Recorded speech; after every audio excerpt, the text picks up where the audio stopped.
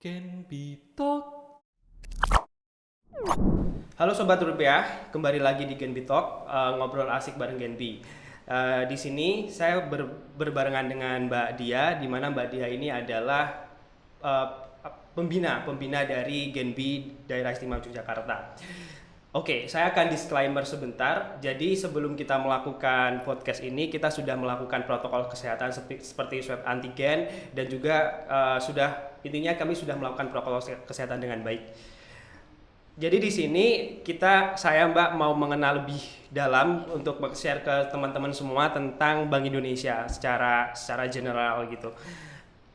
Mungkin banyak masyarakat di Indonesia masih belum tahu gitu Mbak, apa sih sebenarnya Bank Indonesia itu. Jadi saya pengen lebih ngerti gitu dan teman-teman semua lebih ngerti apa sih simpelnya Bank Indonesia itu Mbak. Oke, terima kasih ya Gali dan teman-teman Genbi nih tentunya yang sudah mengundang saya pada kesempatan kali ini. Tentunya luar biasa nih apresiasinya, walaupun di tengah pandemi kita tetap bisa menjalankan aktivitas kita, yaitu kalian tetap bisa menjalankan program kerja kalian gitu. Nah, mulai nih di BI sendiri, apa sih yang kalian tahu tentang BI gitu? Pasti teman-teman Genbi juga bingung nih, apalagi kalau kalian daftar beasiswa kan pasti yang ditanyain BI itu apa sih gitu. Sebenarnya secara simpelnya tuh BI itu adalah Bank Sentral Republik Indonesia gitu. Apa sih Bank Sentral Republik Indonesia itu? Jadi Bank Sentral Republik Indonesia itu adalah bank sentral yang berdiri secara independen gitu, tanpa campur tangan pemerintah gitu. Nah, kecuali hal-hal yang diatur dalam undang-undang yaitu lain. Jadi BI itu simpelnya adalah bank sentral yang independen gitu, tanpa campur tangan pemerintah, dan dia berdiri sendiri nih gitu. Jadi di sini pemerintah, di sini ada Bank Indonesia nih sejajar gitu dengan pemerintah. Simpelnya sih kayak gitu sih. Tuh Gali. Baik Mbak. Oh jadi intinya tuh Bank Indonesia ini adalah bank sentral di mana Bank Indonesia itu berdiri sendiri tanpa campur tangan pemerintah kecuali beberapa peraturan. Iya, benar banget. Kemudian saya juga penasaran banget nih Mbak, tugas dan fungsi Bank Indonesia sebagai lembaga independen di Indonesia itu seperti apa sih Mbak? Oke, kalau untuk tugas BI itu sebenarnya tugas pokoknya BI itu cuma satu gitu, menjaga kestabilan nilai rupiah gitu. Yeah. Nah, untuk mencapai tugas pokok itu tentunya kita mempunyai tiga pilar nih, tiga pilar. Yang pertama tuh ada menetapkan dan melaksanakan kebijakan moneter. Nah itu sebenarnya untuk mencapai tujuan yang menstabilkan nilai rupiah itu ada tiga pilar yang menopang di bawahnya gitu. Yang kedua ada mengatur dan menjaga sistem pembayaran, dan yang ketiga tentang stabilitas sistem keuangan. Seperti itu sih gambaran besarnya gitu. Cuma kalau mau dijelasin panjang nanti kita ada beberapa episode nanti kita gitu. Iya Mbak, siap-siap. Jadi intinya tugas dan fungsi Bank Indonesia itu ada tiga, di mana sudah dijelaskan Mbak Dia tadi, dan itu akan membantu perekonomian Indonesia untuk lebih stabil lagi ya Mbak setiap tahunnya. Betul sekali. Saya tuh juga penasaran Mbak, di mana dalam pikiran saya ketika saya ada BI itu ada OJK. Nah, sebenarnya yang membedakan antara dua institusi, antara BI dan OJK itu apa sih Mbak, kalau boleh tahu? Oke, ini sebenarnya agak flashback ya. Kalau BI itu sebenarnya dulunya BI itu kan melakukan pengawasan terhadap perbankan gitu, tugasnya gitu. Yeah. Jadi secara mikro maupun makro. Nah, tapi karena sekarang ada OJK gitu. Pada tahun 2012 kan udah ada OJK gitu. Nah, itu pengawasan bank pindah ke OJK. Jadi perantaranya, jadi misal OJK langsung ke perbankan langsung, dia menangani itu. Tapi kalau BI melayani perbankan secara makro gitu. Jadi sebenarnya sih intinya BI fokus pada kestabilan nilai rupiah, sedangkan perbankan itu fokus OJK itu fokus ke perbankan gitu. Dia melayani, misalnya ada yang konsumen nih keluhan gitu, kayak leasing lah, tentang investasi bodong. Nah, itu bukan ke BI lagi gitu. Dulu sempat ke BI tuh kayak gitu, mengadukan pelayanan BI checking gitu. Cuma sekarang sudah dilimpahkan ke OJK gitu. Jadi OJK tuh sebenarnya lebih ke mikronya, langsung berhubungan langsung dengan perbankan, sedangkan BI itu secara makronya gitu. Dia merumuskan kebijakan, undang-undang perbankan gitu. surat edaran untuk perbankan gitu. Sangat penjelasannya Mbak Dia sangat mudah dipahami teman-teman. Jadi itu tadi antara perbedaan antara OJK dan BI. Tadi juga Mbak Dia sempat mention tentang bahwa Bank Indonesia ini adalah lembaga independen. Saya tuh penasaran Mbak, lalu kalau BI itu lembaga independen, apa keterkaitan pemerintah dan juga Bank Indonesia? Mungkin selain adanya peraturan tadi, adanya kebijakan peraturan dari pemerintah dan mungkin Bank Indonesia harus menyesuaikan, atau mungkin ada keterkaitan lain antara pemerintah dan Bank Indonesia? Yap, itu sebenarnya kalau dijabarin panjang banget ya, karena BI dengan pemerintah tuh jelas keterkaitannya jelas sangat erat gitu. Karena apa? Yang pertama, BI itu bertindak sebagai pemegang kas pemerintah gitu. Jadi yang mengatur pengeluaran, pemasukan dari pemerintah itu kan dari BI gitu. Nah, yang kedua, untuk dan atas nama pemerintah Bank Indonesia dapat menerima pinjaman dari luar negeri. Jadi menata usahakan, menyelesaikan tagihan atau kewajiban dari luar negeri. Kita kan pemerintah juga pasti punya utang dong dari luar negeri. Nah, itu peran BI itu di situ gitu loh. Dia juga menata usahakan itu. Juga ada juga memberikan pendapat pertimbangan kepada pemerintah mengenai rancangan anggaran pendapatan dan belanja negara. Jadi kayak anggaran negara gitu juga BI turut memberikan pendapat buat pemerintah gitu. Gimana sih gitu anggaran yang baik, anggaran yang efisien untuk negara gitu. Nah, dalam hal pemerintah menerbitkan surat-surat utang negara, pemerintah wajib terlebih dahulu berkonsultasi dengan Bank Indonesia, dan pemerintah juga wajib terlebih dahulu berkonsultasi dengan DPR. Jadi kayak surat utang negara gitu juga BI turut ikut serta di situ. Jadi keterkaitannya sebenarnya kalau secara simpelnya sih BI itu ya pemegang kas pemerintah lah, intinya kayak gitu. Siap. Oh ya Mbak, kalau Bank Indonesia sendiri kan banyak banget, maksudnya di setiap 34 provinsi hampir ada Bank Indonesia, termasuk Bank Indonesia di kantor perwakilan wilayah Yogyakarta. Kalau boleh saya tahu Mbak Dia kan juga sebagai pegawai di Bank Indonesia kantor wilayah Yogyakarta, apa sih ciri khas KPW BI Daerah Istimewa Yogyakarta dibanding dengan BI yang di daerah Indonesia lainnya? Iya, kalau KPW BI DIY sendiri sih, kalau menurutku apa sih ciri khasnya gitu?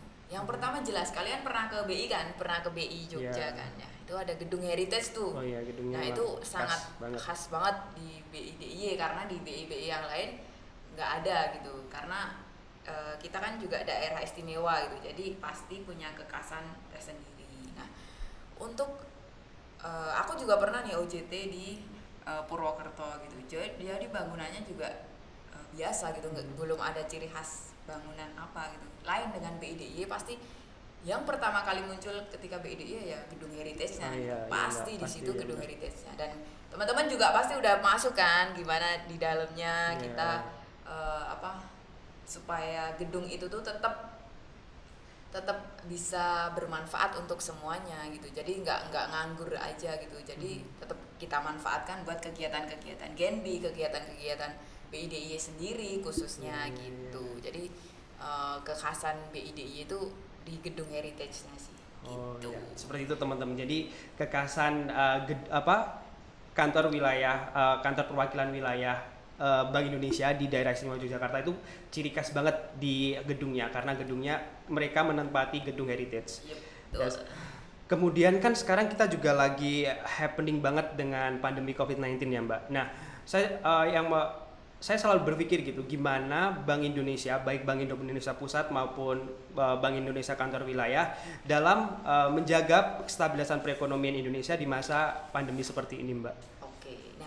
Ini kebetulan kemarin baru hangat banget nih, aku nanya ke beberapa teman-teman yang ada di moneter khususnya, karena kan yang mengenanganin kebijakan-kebijakan gitu kan teman-teman moneter lebih paham ya. Nah, kemarin sempat nanya nih, apa sih yang kebijakan yang saat ini BI lakukan buat maupun di kantor pusat maupun di kantor daerah untuk menangani pandemi ini gitu. Nah, kalau untuk di kantor pusat sendiri nih, kemarin saya sudah merangkum dari arahan Gubernur Bank Indonesia sendiri, yaitu ada mendorong pertumbuhan kredit. Pasti itu akan selalu di push lah, digembor-gemborkan lah. Yang kedua ada mendukung efektivitas transmisi suku bunga kredit, ada mendorong pembiayaan UMKM yang sekarang ini gencar-gencarnya UMKM kan lagi up banget sekarang. Terus ada mendorong pemulihan sektor slow starter, kayak dukungan kebijakan untuk hotel sama restoran. Kalau itu dari kantor pusat ya. Nah, apa sih yang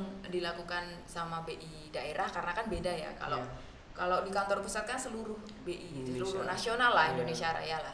Tapi kan kalau di daerah kan lain, kita pemulihan ekonomi secara DIY lah gitu. Nah, apa sih yang dilakukan BI DIY gitu? Nah, BI DIY itu yang pertama nih, pembukaan sektor produktif dan aman, pembukaan bertahap sektor pariwisata. Nah, kalian kalau pernah dengar nih teman-teman Genbi kan ada aplikasi Visiting Jogja. Nah, di situ itu aplikasi itu resmi diluncurkan pada tahun 2020.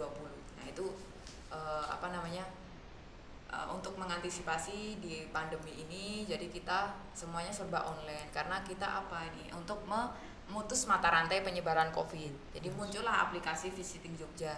Nah, di situ kalian bisa pesen reservasi mau pariwisata kemana, tiketnya tinggal beli di situ. Kalian bisa lihat-lihat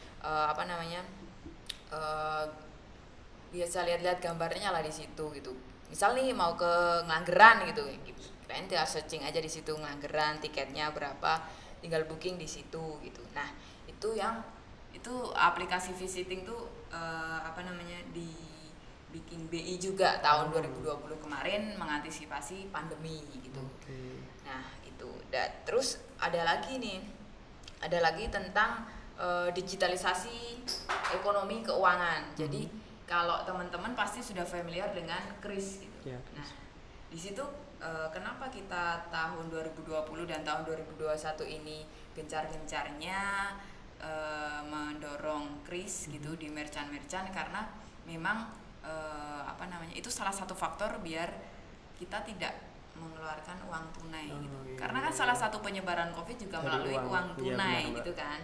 Jadi meminimalisir itu BI DIY pada tahun 2020, 2021 itu kan rencanakan KRIS 12 juta merchant gitu. Jadi teman-teman nih yang terlibat di KRIS itu pasti nanti akan tahu gitu gimana sih terjun ke lapangan, gimana sih cara mengkriskan merchant gitu. Jadi teman-teman pasti tahu lah gitu. Karena posisi merchant KRIS di DIY sampai dengan akhir Maret itu sebanyak 181.395 merchant. Meningkat 20% dibandingkan Desember 2020. Jadi semakin kesini semakin banyak yang menggunakan KRIS gitu, merchant gitu. Supaya teman-teman bisa save lah, lebih safe gitu. Jadi lebih enak, simple, kita cuma bawa aja HP gitu, tinggal scan barcode, udah lah kita udah bisa bayar gitu, nggak usah pakai uang tunai ribet gitu. Jadi teman-teman, antara Bank Indonesia dan bank, setiap kantor perwakilan wilayah itu memiliki pusatnya tetap dari pusat, kebijakan awal dari pusat. Cuma setiap KPW itu memiliki kebijakan sendiri-sendiri untuk memulihkan provinsi atau daerah yang ditanganinya. Oke. Di sini kan Bank Indonesia itu juga mengeluarkan yang namanya beasiswa Bank Indonesia untuk universitas yang memiliki kerjasama dengan Bank Indonesia ya, Mbak. Betul. Sebenarnya beasiswa Bank Indonesia ini gimana sih, Mbak, dan apa beasiswa Bank Indonesia ini? Beasiswa Bank Indonesia sendiri itu kalau teman-teman tahu sih sebenarnya beasiswa yang tiap tahun diadain oleh BI gitu. Kepada universitas yang sudah terakreditasi dan terakreditasi lah gitu. Contohnya kalau di DIY kan ada UIN, ada UNY, ada UGM sama UPN gitu. Ada 4 univ itu. Nah, gimana sih beasiswa Bank Indonesia itu? Beasiswa Bank Indonesia itu teman-teman bisa dapat di minimal semester 4 gitu. Jadi teman-teman yang sedang kuliah nih saat ini nih, sedang semester 3, sekarang semester berapa sih? Kalau saya semester 4, Mbak, baru bisa apply kemarin. Jadi yang mau semester 4, semester 6 itu masih bisa mendaftarkan. Karena Dan tentunya nggak setiap jurusan sih, gitu. Iya, Nggak setiap memang ada jurusan. beberapa fokus Karena jurusan. fokus jurusannya ya yang linear sejalan dengan Bank Indonesia Oh gitu iya. tentunya. Seperti itu sih. Nah, kalau kalian pengen tahu lebih dalam tentang beasiswa Bank Indonesia ya kalian bisa ikutin terus tuh IG-nya Oh Genbi iya. tentunya. IG-nya Genbi ya. benar-benar memberikan banyak banget informasi Betul. tentang beasiswa Bank Indonesia. Jadi teman-teman bisa kalau nanti tahun depan pengen apply, kalian wajib buat stok IG-nya Genbi. Nah, ya apalagi sekarang kan ada web Genbi tuh, Oh iya. websitenya Genbi. Nah, di situ kan nanti ketika kita mau pendaftaran beasiswa pasti ada informasi-informasi di situ. Kita lebih mudah, nggak seperti dulu lagi kita harus datang ke kampus, kita harus ngumpulin berkas ke kampus gitu. Banyak sekali berkas yang harus dikumpulkan. Tapi kan dengan sekarang nih 2021 nih teman-teman udah mulai pakai web, jadi semuanya bisa di-scan, paperless lah gitu. Nah, wow, jadi sekarang tuh memang benar sekali teman-teman yang tahun saya kemarin Bank Indonesia memiliki inovasi terbaru khususnya di kantor perwakilan wilayah Yogyakarta yang dulunya memang saya lihat itu paper dan sekarang lebih mudah dengan adanya website gitu. Terus kemudian teman-teman nih Mbak termasuk saya gitu kan kalau misalkan udah menerima beasiswa Bank Indonesia harus bergabung dalam komunitas yang namanya Genbi. Yap. Sebenarnya apa sih Mbak fungsi Genbi terhadap Bank Indonesia itu sendiri gitu? Atau mungkin kepanjangan tangan dari Bank Indonesia? Oke. Nah, ini nih yang perlu teman-teman tahu nih, Genbi kan sebenarnya nggak cuma sekedar menerima beasiswa terus udahlah gitu, tapi di sini ada komunitasnya. Mereka juga harus belajar gitu dengan aktivitas-aktivitas Genbi yang salah satunya Genbi itu sebagai future leader, frontlinernya Bank Indonesia gitu. Jadi garda terdepannya Bank Indonesia. Jadi apa sih yang bersangkutan langsung dengan masyarakat. Jadi Genbi itu terdepan lah, garda terdepan penghubung antara BI dengan masyarakat gitu. Kebijakan-kebijakan BI yang dikeluarkan gitu. Nah, Genbi itu di situ menjadi jembatan untuk masyarakat tahu oh ternyata kebijakan BI seperti ini, oh ternyata BI itu seperti ini gitu. Nah, seperti itu. Tentunya juga banyak kegiatan juga ya di Genbi gitu. Teman-teman juga pasti sudah beberapa mengikuti yang di DIY tentunya. Kalau yang di luar DIY mungkin masih mengikuti daring, kegiatan-kegiatan daring, webinar gitu-gitu ya. Tapi kalau teman-teman yang di DIY ini pasti terlibat. Spesial. Contohnya 2020 kemarin 2020 kemarin kan pandemi, jadi kita banyak kegiatan off-nya ya, maksudnya kita online semua.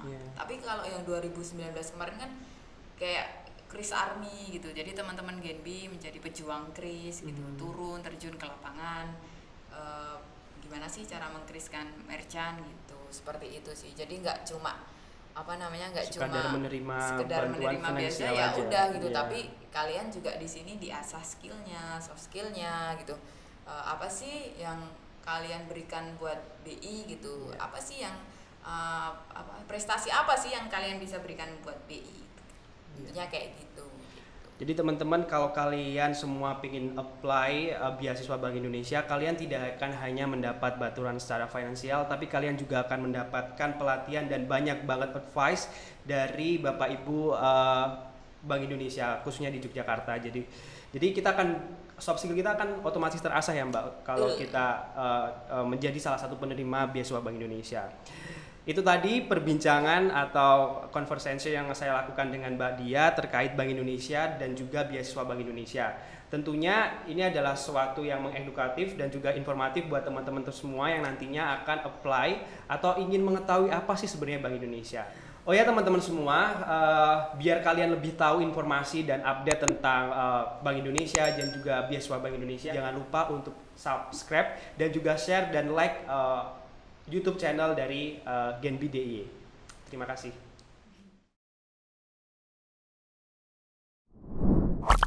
Genbi Talk.